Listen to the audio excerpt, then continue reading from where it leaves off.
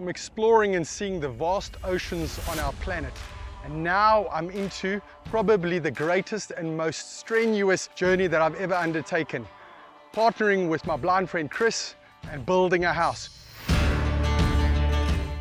We've got a guy who's busy leading this build who can't tell a straight line from a skew line. This can't be a recipe for success, or can it? So Riaan's taking on the role of foreman. Basically, he's going to be my eyes.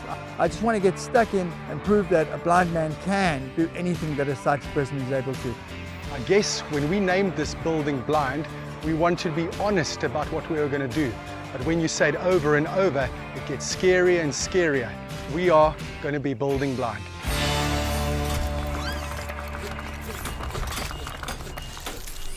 Proudly brought to you by Everite, home of Nutec, building solutions that you can trust.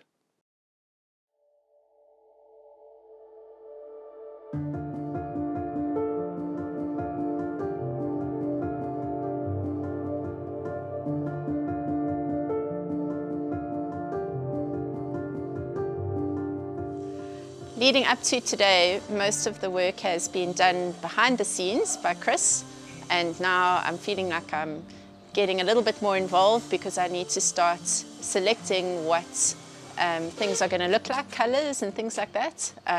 So very excited today to have a team from Tim Build here as well as PG Bison to talk to us a little bit about our kitchen, as well as other cupboard spaces and storage spaces that we need for the home. Very clean and neat, and I mean even the walls we have to, because it's a commercial, it has to be hygienic, so we've got to, the walls are going to be finished. It's going to be a special finish on these walls. Chris has got a plan. So I came to just assist today with color selections and just spending a bit of time with the client to guide them in the right direction. Yeah, that's me. The client really wanted a natural look and feel, but they love the touch of certain wood grains and certain feels of boards. So I guided them towards a direction of Supermatte. It's one of our premium ranges, and Supermatte's a polyurethane resin coated board, and it's very soft to touch, which I thought for Chris and Tamlin, it's very suitable for what they were looking for.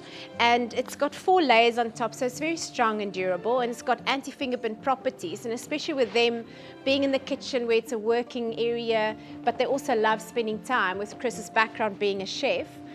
This would be most suitable for them. What I always love to do, I mean, if you've got petrol blue, especially if you've got a glass cupboard, you do that on the outside, but you keep your carcass then also in a matching petrol blue. Okay. So at least when you open or you see through the glass, you've got the same color inside, but it's just obviously more cost-effective option on the normal chipboard in a peen finish. Yes. And then the super matte here. So that's petrol blue. I know you mentioned that color. You guys mentioned storm grey, which is extremely popular. And then the Karaz has got a very feel-good look and feel. I mean, really, you know green. They even use it in children wards, just because it lifts your spirit. Why do I like it? Because I think the colors are really clean colors, and I think it will work well in the space. The space is quite big, and these are bold colors. I also love the natural feel of the wood, but then the pop of the petrol blue for me just makes a lot of sense and looks really good.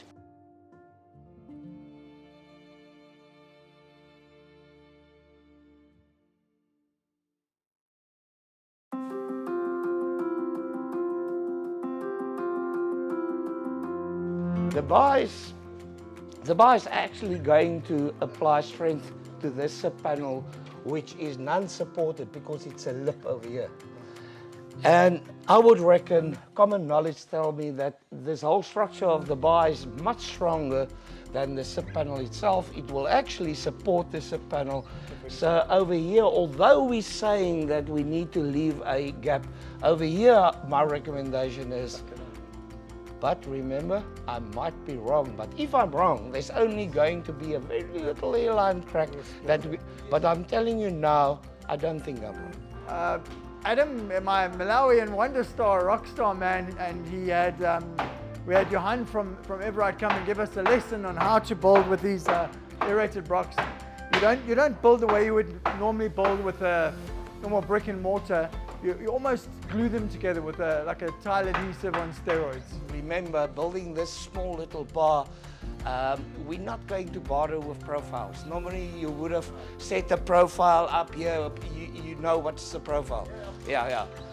We're not going to build with a profile over here, but we need lines to keep us in line. It's always important to mark your whole wall, because that at the end of the day is your guideline for your building. So the more accurate your marking is, the more accurate is your building. Every second layer, you start applying mesh, okay? Brick force. You press it inside the glue. There you go, Bob's your uncle. And you don't have to apply glue again, because the glue will press through these little holes, and you can just start building. So you just follow the normal building pattern. Instead of using normal mortar, you're using our thin bed mortar. And the reason for thin bed mortar is to maintain the properties of the block, the fire rating and the thermal properties. Adam, it's now your time to shine.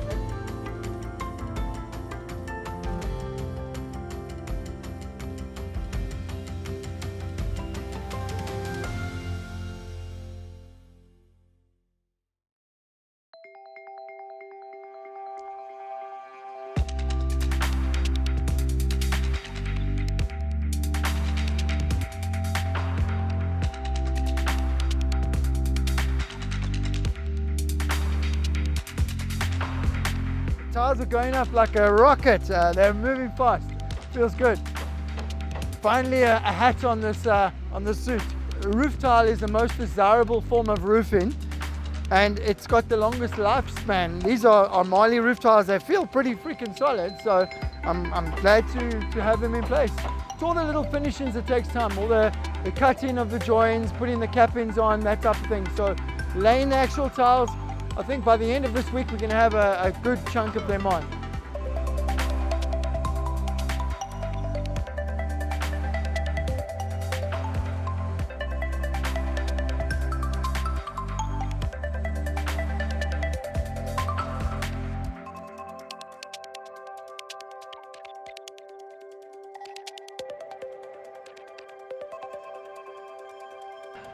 I'm excited about the bar. Something that's near completion, which is nice, and so many things are so far from completion.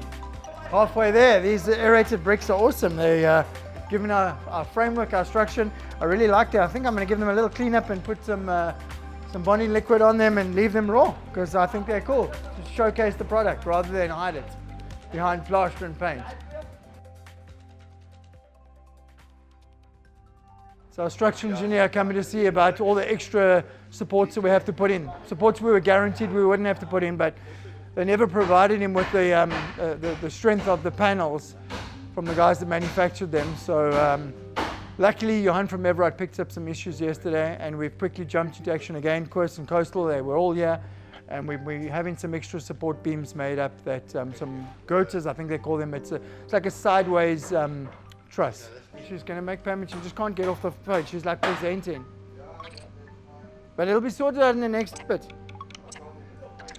Yeah, she's busy doing a presentation on the computer, so she can't get out there. Yesterday I heard from Builder Chris about the NHBRC wanting to shut down the project, and he then quickly jumped and provided them with what they need, or got the others to provide them with what they need so that the construction could continue.